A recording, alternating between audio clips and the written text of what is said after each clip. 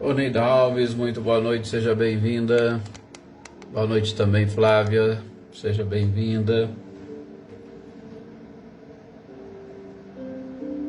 Luísa Nalim, boa noite, seja bem-vinda também.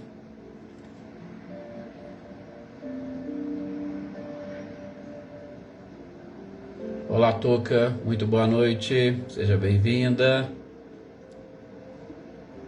Família Dantas também, muito boa noite. Andréia, Adriana, Márcio, Marcos, Dona Wanda e seu Edivaldo. Marilza Abreu, muito boa noite. Boa noite também, Cecília e Reinaldo. Boa noite, Sr. Antônio Nofre, seja bem-vindo. Olá, Rosilda Martins, muito boa noite também.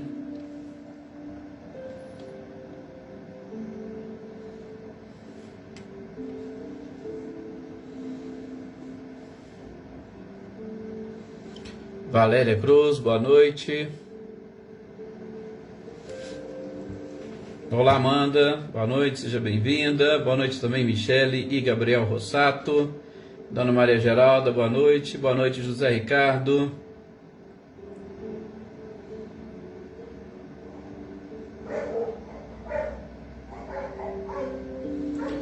Cidinha Vieira, aniversariante do dia, né, Cidinha?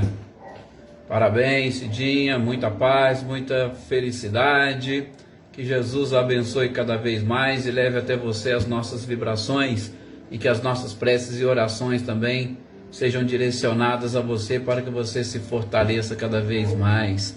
Olá, Vânia, boa noite, seja bem-vinda, boa noite também, Ricardinho e Lúcia, boa noite, Cláudia Honor e Eliane, Mariângela, boa noite também, seja bem-vinda. Boa noite também para o Cláudio Honor Ferreira, para Rosinei, sejam bem-vindos como sempre. Olá, Célia, boa noite para você, para Eva, Joaninha, Francisca e família. Boa noite, Jossanã, seja bem-vinda. Anitta e Clarindo, muito boa noite para vocês. Elaine Lavez, boa noite, seja bem-vinda também. Olá, Adriana.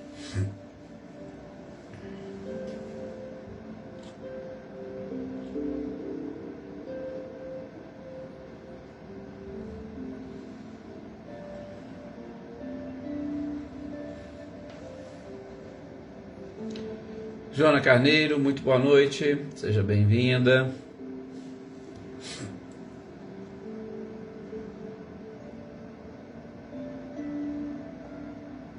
Edna Bueno, boa noite. Boa noite também, Heitor, seja muito bem-vindo.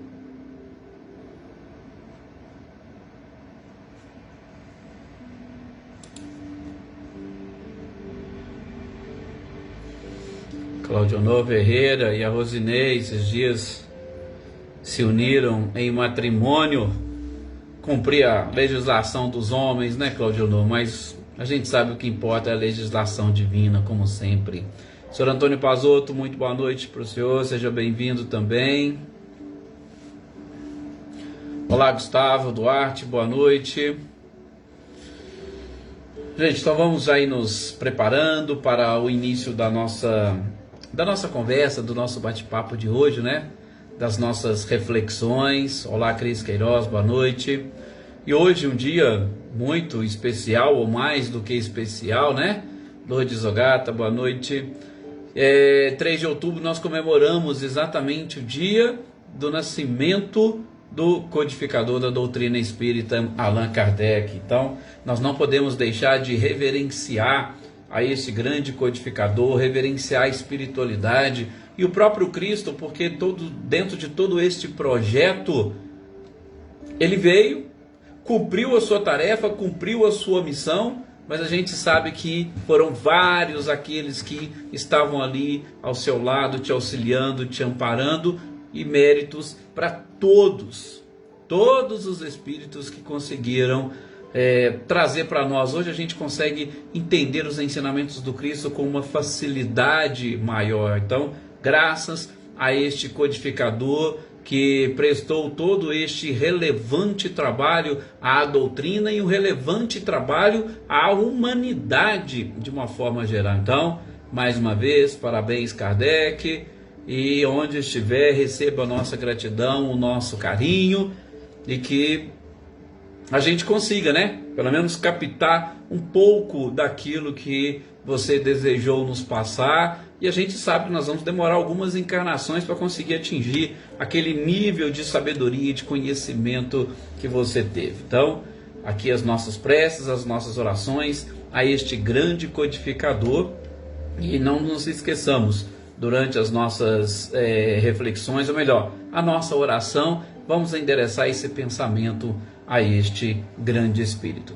Eveline, Roberta e Gabi, boa noite para vocês. Boa noite também, Ledo Lovato. Seu Luiz Alberto, muito boa noite. Muita paz também para o senhor e para o seu lar. Olá, Rosilene, boa noite também para você. Osmane, Diego, Valdete, muito boa noite. Ercília Machado, que bom todos vocês aqui, para nós iniciarmos mais uma vez essas reflexões. Deixar o nosso boa noite também para Eliana Gomes, para Silvia Mônica, e para todos aqueles que porventura aparecerem, aqueles que estão aí, que não se manifestaram, fiquem tranquilos, fiquem à vontade, só recebam o nosso abraço.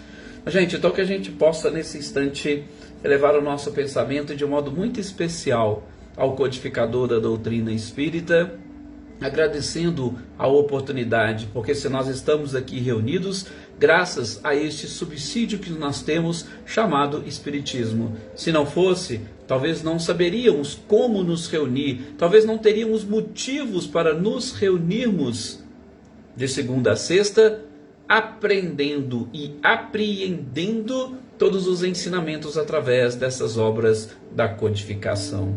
Então, a nossa eterna gratidão ao codificador. Pedimos a Jesus que leve até ele de forma multiplicada todas as nossas vibrações, todas as nossas energias e os nossos desejos mais sinceros de muita paz e de felicidades. Parabéns e obrigado, Kardec. E é claro, como nós falamos, não deixar de lembrar com muito carinho da nossa companheira Cidinha Vieira, que faz aniversário hoje, que as nossas preces e orações também sejam direcionadas a ela e ao seu lar, a todos aqueles que nos pediram orações ou a quem gostaríamos de dedicá-las nesse instante, que o nosso pensamento leve até a cada um destes seres a paz que nós desfrutamos e a paz que nós gostaríamos que cada um desfrutasse, sobretudo multiplicadas essas energias e vibrações pela espiritualidade, a fim de que todos recobrem o equilíbrio necessário para a sequência da sua existência, da sua vida.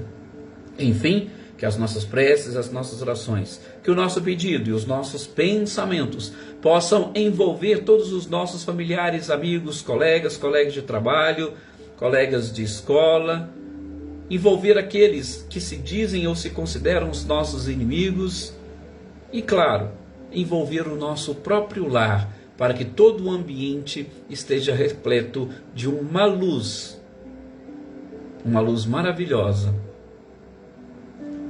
uma luz purificadora, uma luz protetora e uma luz capaz de deixar todos, absolutamente todos, livres do sofrimento, da escuridão e, é claro, voltados de coração e alma a Jesus e ao nosso Criador. Que assim seja. Mais uma vez, obrigado a todos pela participação e pelo carinho. Helenice, boa noite também. Boa noite, Elaine Oliveira.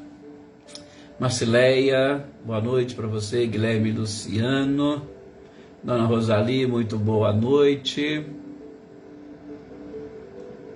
Fátima Celane, boa noite também. Seja bem-vinda. Gente, vamos lá, dando sequência às nossas reflexões hoje, com a oportunidade de, como a gente já começou a ver no nosso último encontro, a oportunidade de avançarmos um pouco mais neste capítulo 13 do Evangelho segundo o Espiritismo, que a vossa mão esquerda não saiba o que faz a mão direita. E como nós dissemos, vamos hoje dar uma olhada, uma analisada, uma refletida nesse texto, tanto do Evangelho quanto nas explicações do codificador, cujo título é O Óbolo da Viúva. Como nós falamos, é realmente um tema muito interessante. São muitos ensinamentos e informações que o Cristo nos traz, né? Iraci Rosa, boa noite, seja bem-vindo. Olá, dona Leopoldina. E a gente precisa.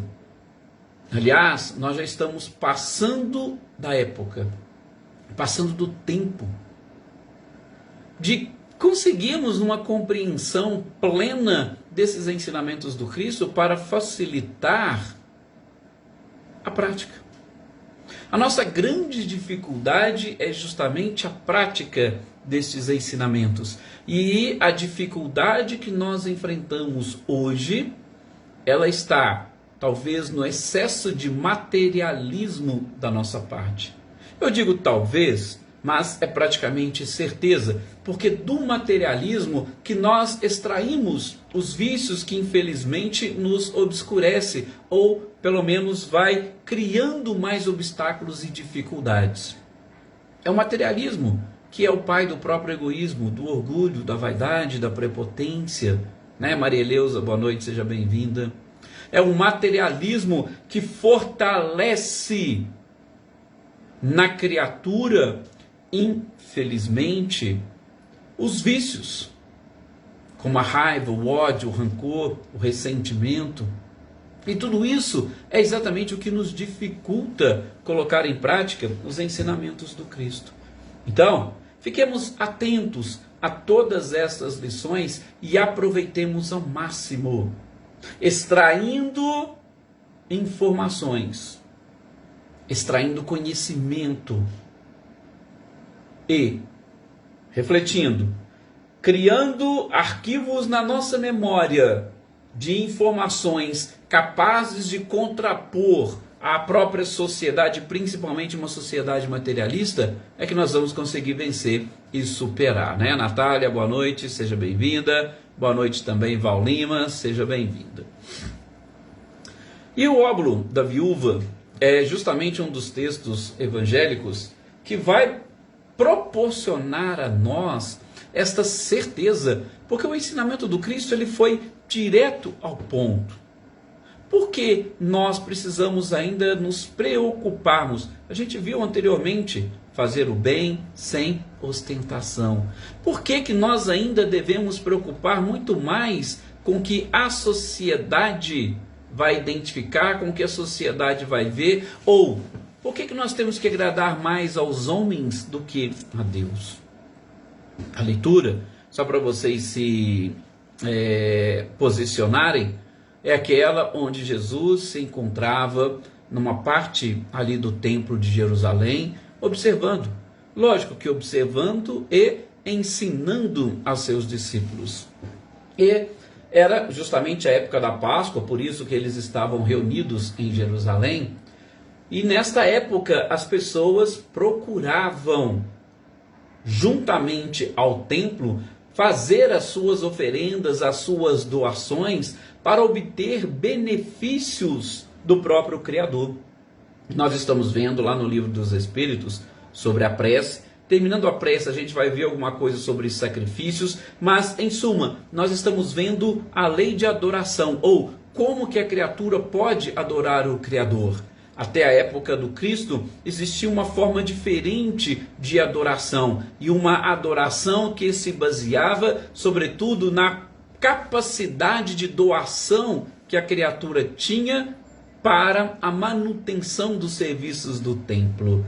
Os sacerdotes, que eram os principais responsáveis, eles mantinham ali as suas bênçãos ou o seu olhar mais voltado para aquelas pessoas que mais poderiam auxiliá-los. É aquela questão interesseira, é aquele interesse, é o materialismo como nós estamos falando. Então Jesus estava ali observando e de repente ele percebia, porque era típico. Vocês podem depois pegar alguns livros, algumas traduções, alguns comentários, eles vão dizer do formato do próprio templo de Jerusalém, e que o gasofilácio, que era exatamente o local das oferendas, ele ficava num lugar separado e distante das pessoas. Mas havia distribuído no templo alguns locais. Algumas traduções vai dizer que existiam mais ou menos em torno de 13.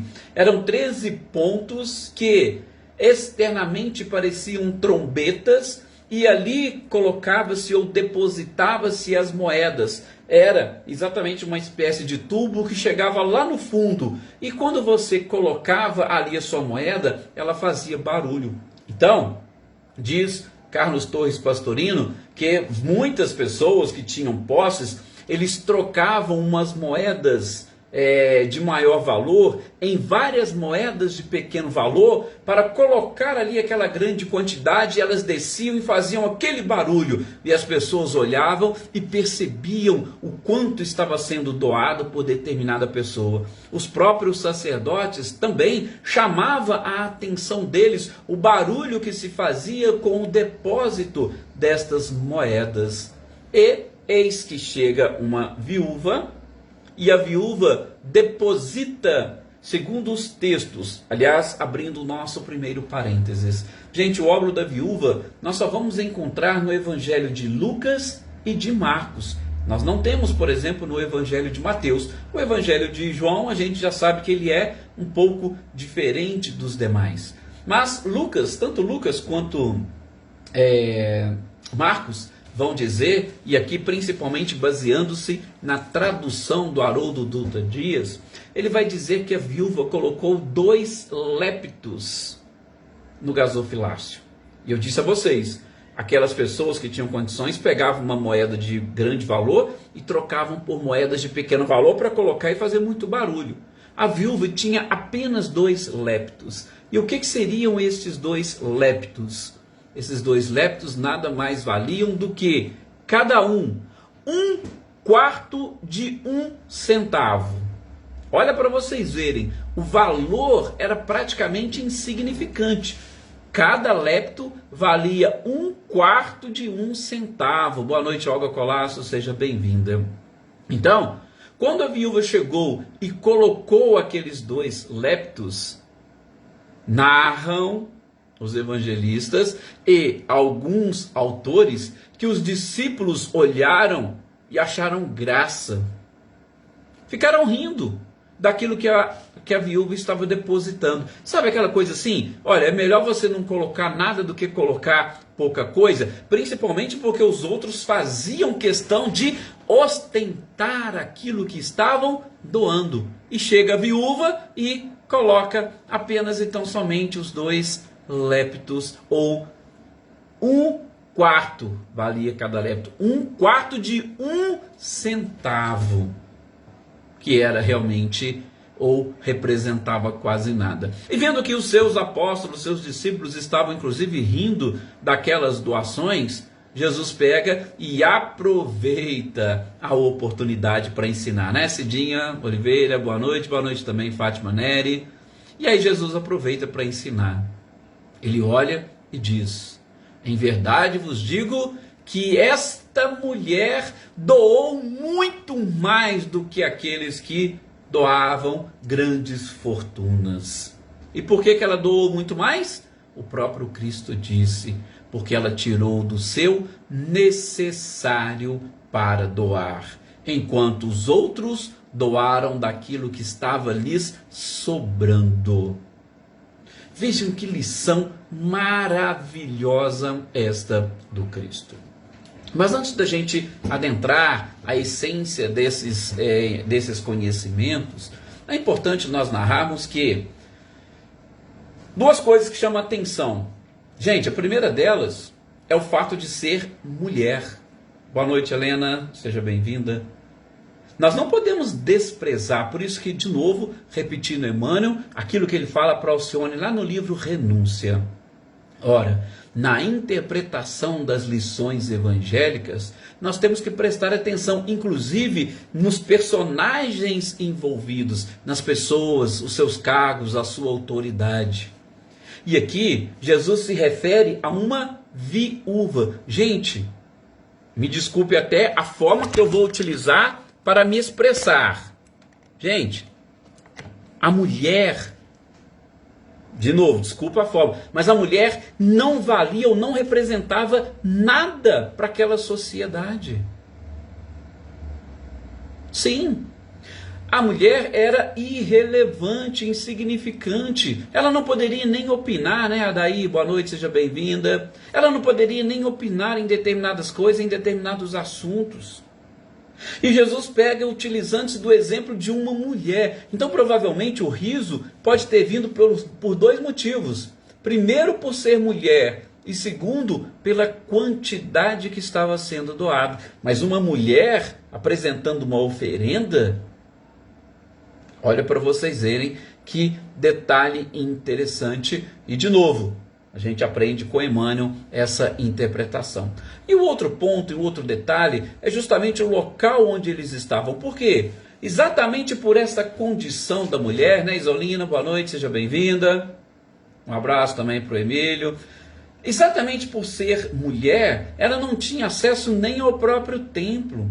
Por isso, nós vamos ver alguns autores, e aqui cito Carlos Torres Pastorino, no seu Sabedoria do Evangelho, ele vai dizer o seguinte: Jesus estava justamente no conhecido átrio das mulheres, que era onde as mulheres poderiam, de uma forma ou de um lugar bem distante, assistir às cerimônias, porque elas não tinham acesso. Mas ali no templo tinha um lugar onde elas poderiam.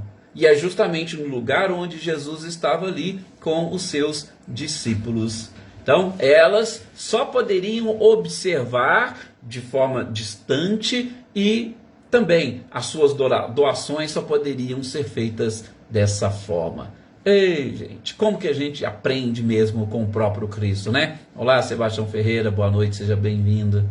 Como que a gente aprende com Cristo? E como Cristo não desperdiçou nenhuma oportunidade para nos ensinar e deixar a sua mensagem. E de novo, mensagens tão ricas e tão profundas. Nesse primeiro ponto que nós tocamos, basta nós olharmos como anda hoje a sociedade, principalmente analisando esta discriminação que impera na sociedade. Discriminação em todos os sentidos. Tá? Ali Jesus utilizou o exemplo de uma mulher, mas que nós podemos estender para todo e qualquer tipo de discriminação, em razão da opção sexual, em razão da cor, em razão de qualquer outra coisa. Como que a criatura menospreza o seu semelhante apenas por detalhes assim praticamente insignificantes. Significantes porque nós sabemos que o espírito ou o princípio inteligente ele é criado igual por Deus. Não existe princípio inteligente homem e mulher. Homem e mulher é uma designação do corpo físico que nós adotamos para determinados aprendizados. Mas o espírito não possui sexo, o espírito não possui cor, o espírito não possui opção sexual. Então veja que tudo isso é em decorrência do excesso de materialismo que nós estamos mergulhados. E Jesus, já antevendo, claro, fazia parte da sua missão, mostrou lá atrás para nós, e a gente não consegue interpretar dessa forma o Evangelho hoje não. A gente vai ver apenas e tão somente a questão financeira envolvida. Não, mas vejam, era uma mulher que Jesus utilizou como exemplo, e não era qualquer mulher, era uma mulher viúva. Se era uma mulher e ainda viúva, ela tinha menos direito ainda. Porque necessariamente tinha que ter um homem para estar junto, para representá-la, para que ela fosse alguém. Se era viúva, era menos ainda. Então, nós temos que aprofundar nesses conhecimentos e nestas informações. Para ter, ou melhor, para buscar um olhar atualizado da situação da sociedade nossa. A sociedade nossa, repito, que passa por um processo, ainda que nessa transição, mas por um processo que está procurando mostrar para a criatura como que ela pode e como que ela deve evoluir. Como deve evoluir os seus pensamentos, como deve evoluir os seus sentimentos, como deve evoluir a sua forma de ver e de enxergar as coisas. Aí sim, nós podemos até avançar para a questão da quantidade, mas eu não poderia sem antes tocar nesse ponto. A questão da quantidade é, para eles, ou para o materialista, relevante. Para Jesus, irrelevante. Porque não é a quantidade que faz diferença, mas apenas e tão somente a qualidade. Inclusive preparando aí um estudo naquele outro programa que a gente faz, né, o Momento Espírita, aqui pelas ondas da Par FM, e vai ao ar na próxima quarta-feira, a gente estava fazendo exatamente uma análise dos apóstolos, né? E nessa análise dos apóstolos eu deixei de propósito Judas Iscariotes por último, só para trazer aí um gostinho para vocês. E Judas Iscariote era aquele apóstolo responsável pela bolsa e coleta de alguns valores para que Jesus pudesse ali, se utilizando, seguir com a sua tarefa, com o seu processo de pregação nos mais diversos lugares. E teve um momento, um episódio narrado por Humberto de Campos, que quando o Judas pega e ele se propõe a fazer isso, ele pega uma bolsa, ainda fala: ó, Jesus, ó, peguei uma bolsa pequena e tal, porque eu sei que os recursos serão muito parcos e tal. Aí Jesus falou: sim, muito bem, mas cuidado, Judas. Olá, Paulinho, boa noite, seja bem-vindo. Cuidado, Judas, para que o peso das moedas não faça com que você tenha dificuldades em caminhar. Porque isso aí realmente pesa. Por isso que a gente fala da prova da riqueza, da dificuldade. Jesus falou: cuidado, porque ainda que sejam poucas as moedas, elas podem ter um peso considerável, que é o que a gente está vendo aqui nessa leitura. E mais, que eu achei interessante, o próprio Jesus diz para Judas: Judas, quanto de riqueza material Deus precisou para construir o universo? Olha para a gente ver. Não vou dizer insignificância, porque tudo é importante, mas veja o valor que o próprio Cristo dá a determinadas coisas, a determinados assuntos. Quanto de moeda Deus precisou para construir e embelezar o universo? E muitas das vezes nós ficamos aí preocupados com essas moedas, né? Leni Soares, boa noite, seja bem-vinda. Mas isso, como eu disse para vocês, é algo que a gente está preparando no outro tipo de estudo. Voltando aqui para o nosso texto. Jesus chama a atenção deles porque, olha, vocês estavam rindo dela, mas espera aí, ela doou muito mais do que aquele que colocou aquela quantidade e fez aquela barulhada lá no gasofilácio, né? Ou nas trombetas, o próprio nome já diz, né? Você vai doar, e ele tinha um formato de trombeta, porque ele entrava, caía e esparramava para todo mundo que você estava doando, e fazer o bem sem ostentação. Veja por que Kardec reuniu todos esses ensinamentos num único capítulo. E claro, Kardec vai fazer os seus comentários dessa leitura. E nos seus comentários, a gente precisa avaliar, sobretudo, a finalidade. Olá, Wagner, boa noite, seja bem-vindo. Wagner disse que assistiria no outro momento, mas chegou por aí. Avaliar a finalidade da doação. Gente, lógico que para que eles doavam? Eles doavam para a manutenção dos serviços do templo e tal, pronto. Mas a finalidade pessoal e individual de qualquer doação que você faz, qual é? A viúva tinha por finalidade tirar um pouco do seu necessário, para mostrar que a sua forma de adorar a Deus ela era profunda, ela era sentimental. Então ela retirava lá do fundo do coração, assim como ela retirou do fundo de todas as suas provisões, para poder agradar a Deus. Ou seja, Deus, tudo que eu tenho você me deu.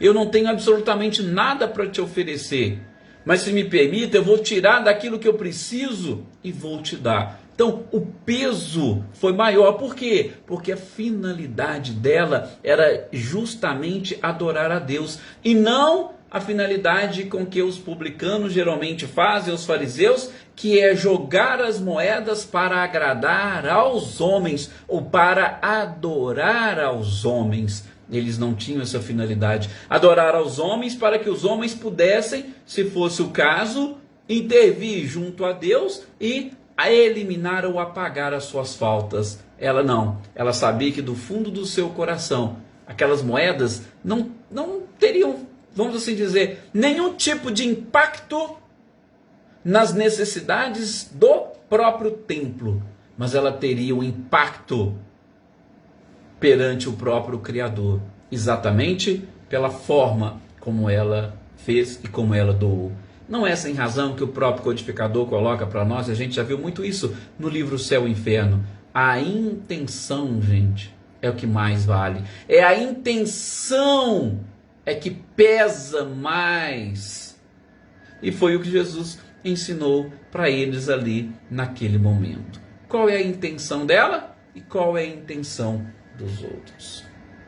Gente, isso é muito importante e interessante para nós, sobretudo na atualidade, porque o capítulo fala sobre a caridade e formas de se fazer e praticar a caridade. Nós vamos ver mais adiante, salvo engano, no capítulo 15, sobre a diferença de caridade material, caridade espiritual, e aí a gente vai falar de caridade moral também, né? A gente vai ampliar um pouquinho. Mas aqui, o próprio Cristo e o codificador vão chamar a atenção para esta forma de se fazer ou de se praticar, sobretudo baseada na intenção. Porque muitos de nós temos essa preocupação. Ah, Deus, me ajuda a ganhar na loteria, que eu vou ajudar fulano, eu vou ajudar ciclano, eu vou ajudar a instituição tal. Todo mundo quer ganhar alguma coisa para falar dele, depois falar, olha, eu vou doar. Gente, isso é troca. A gente quer trocar alguma coisa com Deus. Me dá, que aí depois eu pego daquilo que você me deu e dou uma parte. Mas o exemplo que o Cristo está nos mostrando é exatamente o contrário. É daquilo que você tem que você precisa doar. É do seu necessário que você precisa doar. E é lógico, a gente está aqui ampliando. Não é apenas e tão somente as questões materiais envolvendo a matéria. A gente viu no infortúnio oculto. O que a mãe falou para a filha no nosso último encontro? Filha, doa um pouquinho daquilo que é seu, doa um pouquinho do seu trabalho, do seu carinho, dos seus ouvidos. E aí sim terá valor, porque se você der alguma coisa que eu vou te dar para você doar, você não tem mérito nenhum. Então, tire algo do seu. É o que a viúva fez, ela tirou algo do necessário dela para poder fazer, porque era a forma como ela entendia, era a forma como ela conhecia. Nós conhecemos muitas formas de praticar a caridade. E eu pergunto, nós estamos fazendo? Nós estamos praticando? A nossa intenção é essa? Ou nós estamos ainda esperando, aguardando ganhar na loteria, ou melhorar o nosso salário para a gente doar e fazer alguma coisa? Como que nós estamos fazendo? Como que nós estamos agindo? Quais são as nossas verdadeiras intenções? Procurar ou esperar achar tesouros, fortunas? Não, nós estaremos perdendo tempo. Façamos algo ou doemos algo que é do nosso próprio necessário. A gente sempre fala, claro, a gente não quer, principalmente quando nós estamos instigando as pessoas a fazer o bem, a fazer a caridade, por exemplo, com doações de roupas, a gente fala, olha, se tiver uma blusa lá sobrando, às vezes você tem duas, pega uma. Sim, perfeito, ótimo, bom, necessário, claro, é uma forma de desapego. Mas A verdadeira caridade, como nós estamos aprendendo, é aquela que você às vezes tira do seu próprio corpo e dá. Isso a gente sabe que não é fácil.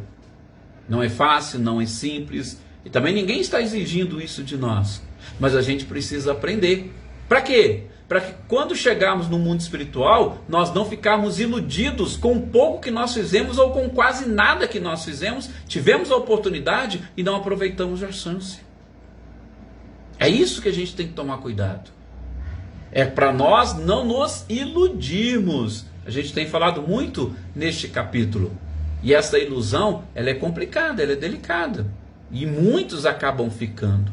Repetimos aí, né, das páginas do livro Voltei, do irmão Jacó, né, que fala muito sobre esta questão. Então, esses ensinamentos, eles são profundos e deve calar fundo no nosso próprio coração. De novo, agradar a Deus ou agradar aos homens?